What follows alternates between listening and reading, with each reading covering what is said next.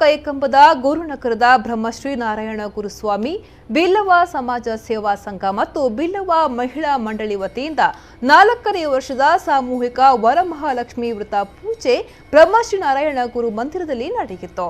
ಪ್ರತಿ ವರ್ಷದಂತೆ ಈ ಬಾರಿಯೂ ಕೂಡ ಸಾಮೂಹಿಕ ಪೂಜೆ, ಭಜನೆ, ಮಹಾಪೂಜೆ ನಡೆಯಿತು. ಈ ಪುಣ್ಯ ಕಾರ್ಯದಲ್ಲಿ ಪಾಲ್ಗೊಂಡ ಭಕ್ತರು ದೇವರ ಪ್ರಸಾದ ಮತ್ತು ಅನ್ನ ಸಂತರ್ಪಣೆಯನ್ನ ಸ್ವೀಕರಿಸಿ ಪುನೀತರಾದರು.